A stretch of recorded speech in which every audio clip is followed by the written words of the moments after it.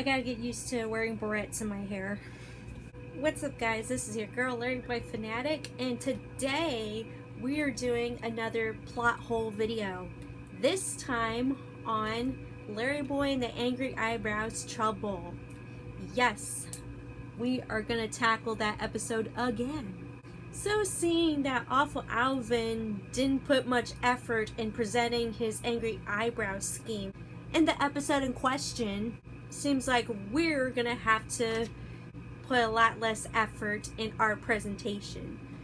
So I'm gonna be showing you some drawings of some of the plot holes and showing some of the plot holes with clips from the episode. So don't worry, you're not missing anything, I promise. So just grab your Larrymobiles, grab your helicopters, which wasn't in the episode in question, bummer. Grab your Alfreds and LarryBoys. Oh, and by the way, if you guys follow me on Patreon, you'll see that I have this really crazy idea. The VeggieTales online store sells figurines of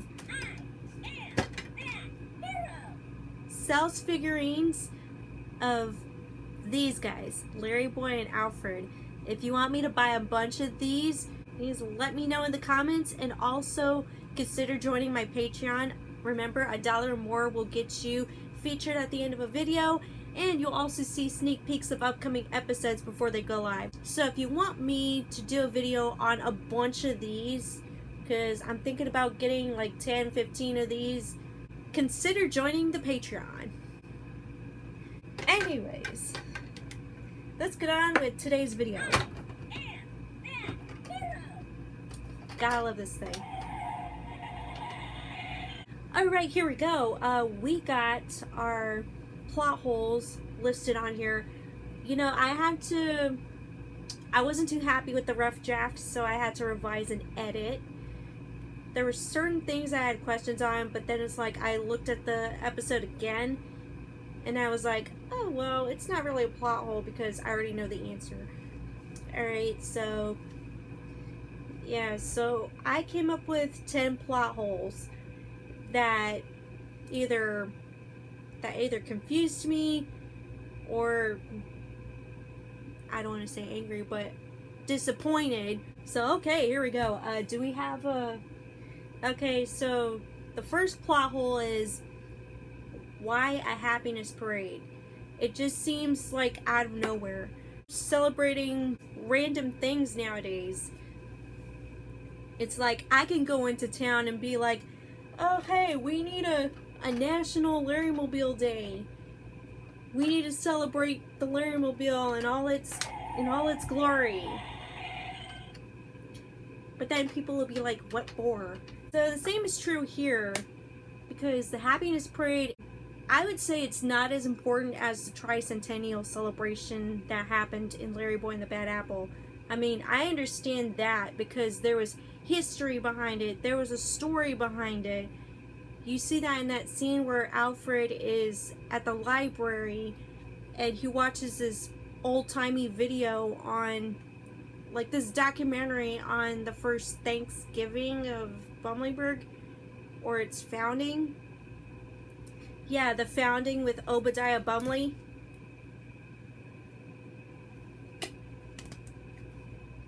So that makes sense. But this, a happiness parade, it's just feeding into the whole premise of this.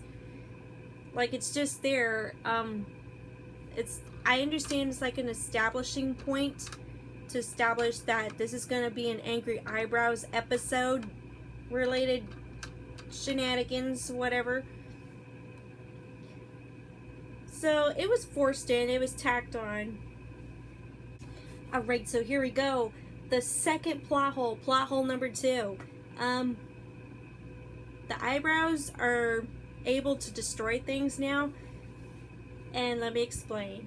There's a scene during the first couple of minutes of this. Oh, by the way, spoiler alert. I forgot to mention this at the beginning of this video. I'll leave a disclaimer. So plot hole number 2. I wrote down, eyebrows are programmed to tear up things, like to destroy things. And I'm getting a notification. I will turn this thing off. Alright, dismiss it. What? Goodbye. So anyways, the eyebrows are destroying things, tearing things apart in this episode. Well, somebody might point out that, well, they were able to pour chocolate syrup on the LarryMobile, which, you're right. But then again, it's like, are they that destructive to, like, put people's lives in danger? Yeah, because they didn't shy away from the fact that 2 people were in a hot air balloon, and then out of nowhere, it's just like, psh. I know Awful Alvin had sent the eyebrow to do his evil bidding, but I was thinking like it would just like fly around and distract the 2 flyers, Mr. Nezzer and Khalil. But no, the eyebrows, they just straight up tore up like the balloon, part of the balloon. And it's like, oh man, that was deep. That was really harsh. Alrighty, plot hole number 3. And this one I am going to display in sketch form.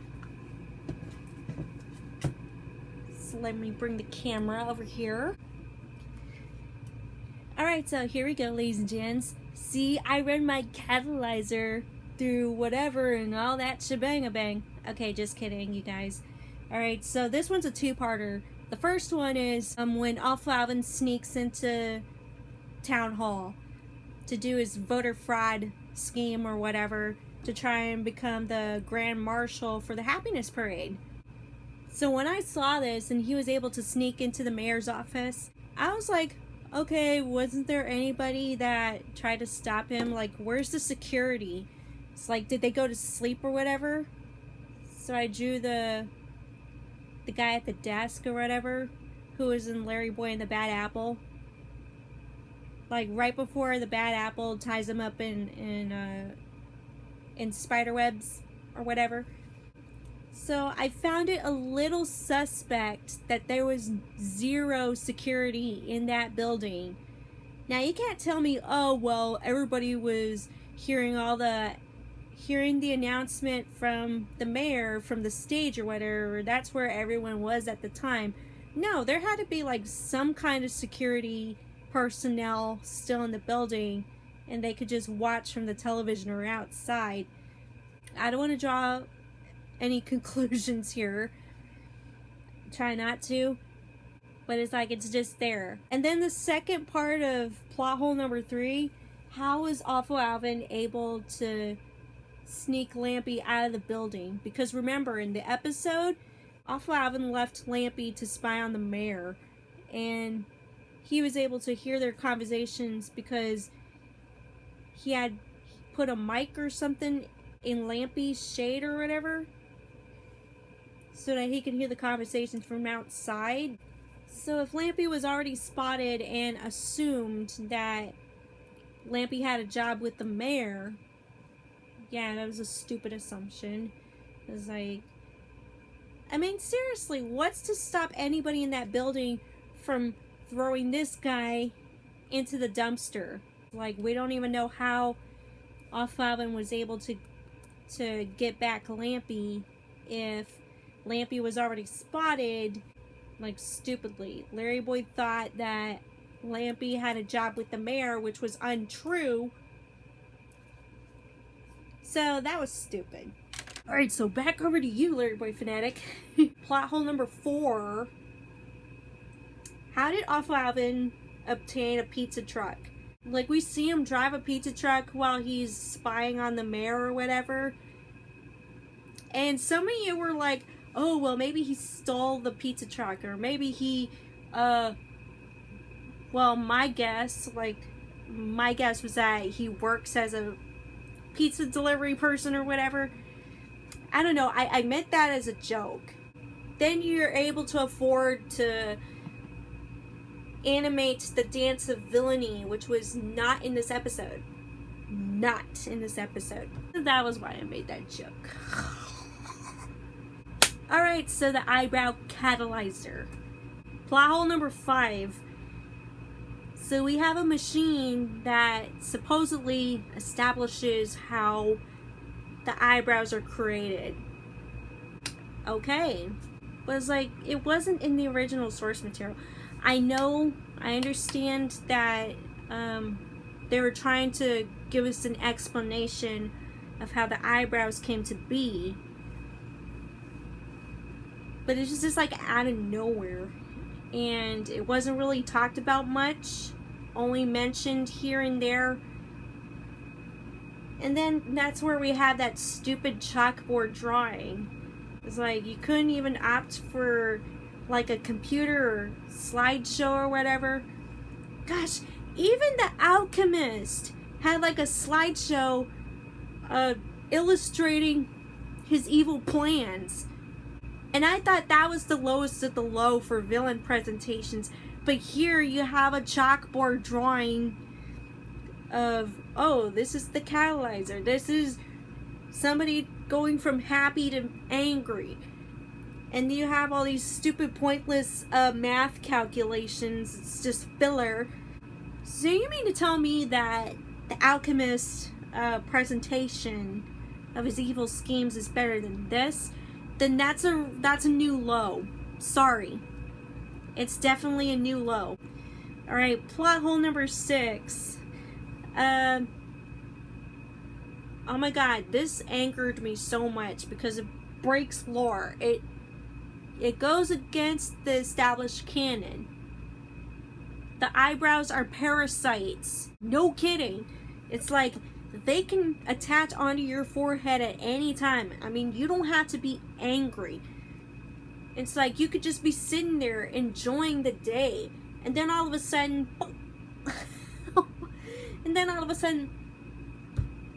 an eyebrow pops onto your head, and all of a sudden you're angry. That's not how the angry eyebrows worked in the original source material. And even Awful Alvin explains it to you to your face with all the face mugging. The eyebrows attach to your forehead if you're angry. If someone holds on to their anger and does not let go of it. But now they're chasing after people and people are running for their lives. I mean, I like the fact that they did that, but at the same time it still breaks lore because nobody was angry. They're just victimized for no reason. They're victimized just cuz. It's like you don't have to be angry for these suckers to pop onto your forehead. Did they even watch the original video? Did they even watch the original Angry Eyebrows escapade? Or whatever you want to call it. Some people say no, and I'm one of those people. Okay, plot hole number 7. Plot hole number 7. This is another two-parter, and plus I gotta go back to the drawing board. Plot hole number 7. We learned that Alfred has a grandma named Grandma Gherkin. At first, I thought it was like a legit name, that Gherkin was a girl's name or whatever. But then I looked it up, and it's actually a noun. It's actually, and I looked it up, it's a pickled cucumber. So with that being said, you guys, does that mean that Alfred's grandma, she's a pickled cucumber? So this basically establishes Alfred's grandma to be a pickled cucumber. He brings up his grandma Gherkin, like whenever he's talking about Ephesians 4, verse 31 and 32, and that's where we get the moral of the story. So I totally respect that. But it's just that now we got a character. We got a new character in the LarryBoy multiverse. The next part of plot hole number 7, I drew this.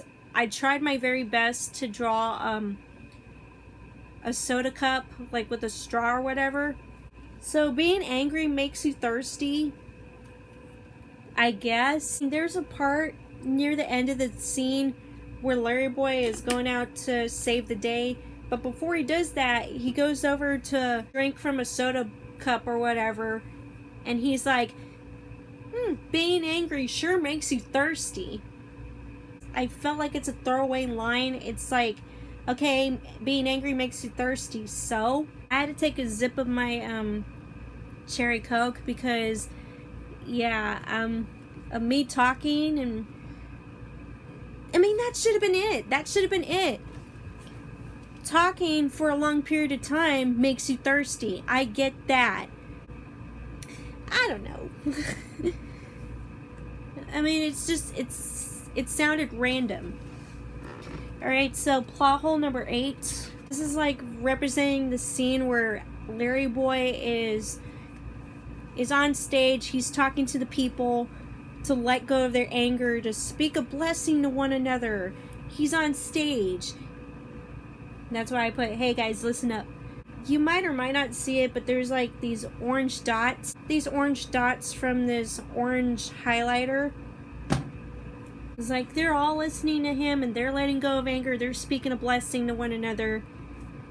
But what about those that might not hear the message? What about those that are not within the radius of the stage? I didn't see a news van or anybody from the media coming to witness this and broadcast this. So chances are these people down here near the stage may have heard the message, but there are other hundreds, thousands of other people that might not have gotten the message. So as far as we know, they might have been still holding on to their anger. I would have suggested that LarryBoy live stream his message to everyone, not just the people like near the stage or in the park. It's like broadcast to everyone. That's why there's YouTube. That's why there's Instagram. That's why there's TikTok, which, by the way, guys, I'm on TikTok, so if you guys want to check out my videos there, go to my TikTok at LarryBoy Fanatic. But anyways, we're in the modern times, y'all. And as far as we know, people might still be holding on to their anger and might not have gotten the message in the first place. But you might be saying, oh, well, maybe somebody had their cell phone and they were broadcasting it and live streaming it. Oh my God, don't give me that excuse. Apparently, one stage announcement brings everyone in town together. It brings people together and they let go of their anger just because LarryBoy said so. Alrighty, what do we got next? Number 9. I think one of them is pulling him by his underwear, but I digress. Plot hole number 9. Where do the eyebrows take off of Alvin after he's defeated by LarryBoy? It's like they carry him off into the sky and he just disappears. It's like either never to be seen again or carried off and dropped off somewhere we might not know about. That would be one mystery that we can never solve. So there you go. Oh my God, some of these are stupid moments while others are like meh and others are like confusing. Plot hole number 10. Oh my God, the biggest kicker of this episode. If it's not breaking lore, then they kick us in the butt with this one. How will LarryBoy actually be a Grand Marshal for the Happiness Parade? Keep in mind, when the episode ends, LarryBoy is like, does that mean I get to be Grand Marshal? Or something like that. I know that's not verbatim, but somewhere around the lines of that. But guess what? They don't show us him actually being Grand Marshal. Here I wrote it down. Looks like we'll never know because they don't show a scene with LarryBoy in the parade. It's like, I guess the parade didn't happen or it got canceled. So we're not going to see LarryBoy doing his Grand Marshal duties in the parade. So what was the point? What was the point of shoving this happiness parade in our face throughout the entire episode? Just because happiness is the opposite of anger doesn't mean that you should, like, it's tacked on, there's a parade, we're gonna be celebrating it, yada yada yada, oh no, the angry eyebrows are gonna take over Bullingburg and they're gonna destroy happiness. But by the time the angry eyebrows are gone, so is the parade, because we don't get to see the parade. So it was either canceled or they just forgot about it. So again, what was the point of including a parade when there's no parade? When you don't show us a parade? In LarryBoy and the Bad Apple, they talk about celebrating the town's 300th birthday or whatever. That's what tricentennial means. And guess what? At the very end of the episode, they're celebrating the tricentennial celebration. They stuck to it. Nothing was canceled. Nothing was pushed back, pushed aside to the back burner. Here, it's like, oh, there's going to be a parade. Well, there's no parade after all, the end. I mean, if you're going to make a huge deal about a celebration, you should at least follow through with it. Okay, now I understand sort of what it means, like, angry makes you thirsty. It's still random. That's still a random line. It's like, what does it matter? But anyway, those were the 10 plot holes of LarryBoy and the Angry Eyebrows Trouble. You might have noticed that there are less plot holes in this one than in LarryBoy and the Cape Coat Caper. And honestly, after everything that I've gone through with this episode, with these plot holes, that it has glossed over so many things from the original source material, that the lore is tampered with in this particular episode. Despite all that, of all we've seen so far of LarryBoy in the new VeggieTales series, the VeggieTales show, this has to be, this episode, LarryBoy and the Angry Eyebrows Trouble, I would say this is better than the Cape Coat Caper episode. Not only that, I've seen a lot of your comments, I've seen a lot of comments elsewhere about this episode in particular. You either love it or hate it. So that's kind of like how I am right now. It's like a love and hate relationship. I love it because it's better than Cape Coat Caper, but I also hate it because it's going against the established canon. Will we see another episode with Awful Alvin? Well, only time will tell. Hopefully we do, because that was pretty neat. It was really great to see Awful Alvin again, even though that was totally unexpected. But yeah, I gotta say that a lot of people were split on this episode. It's like you either love it or hate it. There's like a love and hate relationship with this episode. So I'm not the only one that felt that way. So I can't stress this enough. Either you love it or hate it. Like, there's gonna be like people who love it regardless of it going against lore, but there are other people that are gonna hate it because of it, and then you're gonna have people who are on the fence. For me, I was basically on the fence, even though my review like heavily criticized the fact that it was going against lore. It's like, after watching this episode like more than once, more than 2 times, more than 3 times, I lost count already because I was trying to understand, like, why this happened. It's like, why give us a rehash, or what they call a reimagining of the Angry Eyebrows story.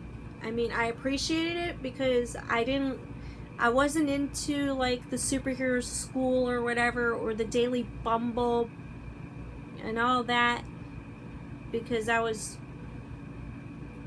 too cliche.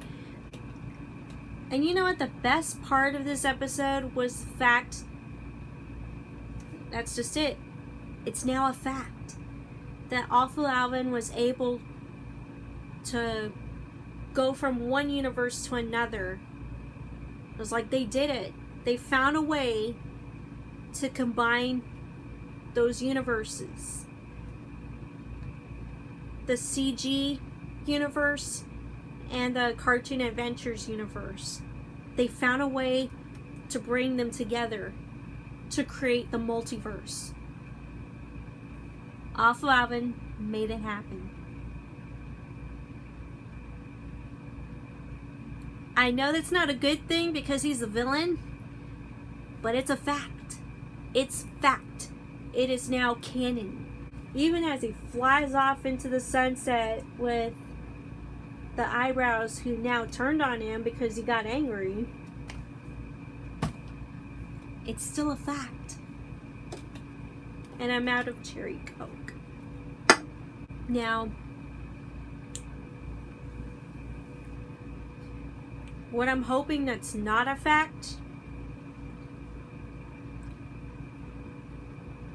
are those idiots that they display to us in the montage, in LarryBoy's intro montage or whatever. What was it? There was a milkman type villain. There was a guy with a sombrero, like dressed as a mariachi or whatever. And then there was a guy with the glasses with two henchmen behind him.